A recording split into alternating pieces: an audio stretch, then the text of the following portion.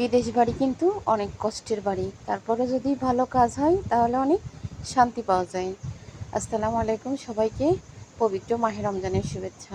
এটা কিন্তু আমাদের দেশের ইফতারি না, এটা হচ্ছে দেশের বাইরের ইফতারি। আমার ছেলের বাবা তো দেশের বাইরে থাকে, প্রতিদিন কিন্তু তাদের দোকানে এতগুলা করে এক একজনকে ইফতারি ও রাতের খাবার দিয়ে যায়।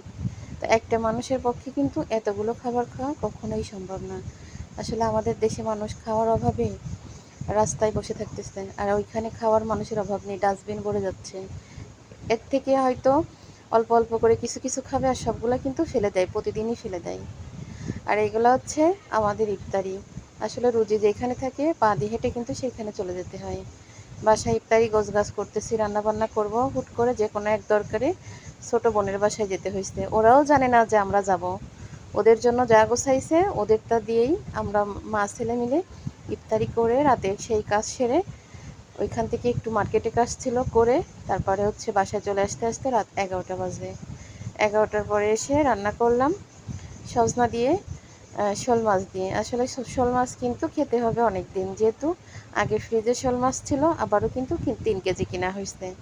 এই লেজটার মাঝখান থেকে মনে হয় আরেক পিস মাছ হতো, তা আমি বড় রাখতে গিয়ে মানে অনেক বড় হয়ে গেছে, একটু কাঁচাই দিচ্ছি।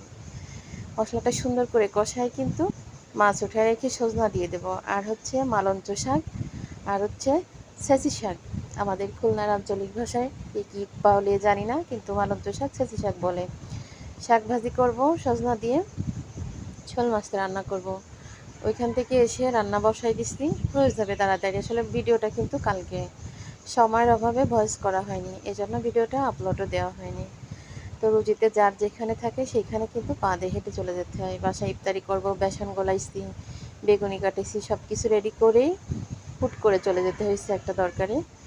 তো গিয়ে বেশিক্ষণ দেরি করি না, আর ওরাও জানতো না যে আমরা যাব। ওদের জন্য যা গোছাইছে তার থেকে মানে ভাগযোগ করে গেলে তো বকাঝকা দিচ্ছে কেন বলে আসিনি। আমি তো গেছি দরকারে, যাওয়ার কথা ছিল হচ্ছে আমার আজকে, সেই যাওয়া গেছি আমি কালকে।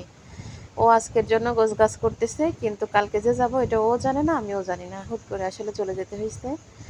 তো এই জন্য চিন্তা করতেছি, বয়স করতেছি, আর ভাবতেছি যে যার রুজি যেখানে থাকে সব কিছু গোছগাছ করলাম, বাসায় ইফতারি করব, সেই করাটা কিন্তু আমার ওদের ওইখানে করতে হয়েছে। আর এখানে ওই শাক লবণ হলুদ কাঁচামরিচ দিয়ে সেদ্ধ করে রেখে বেশি করে পেঁয়াজ মরিচ দিয়ে হচ্ছে তেলে দিছি। অনেক সুন্দর করে মোরগটা কিন্তু ডাক দিছে।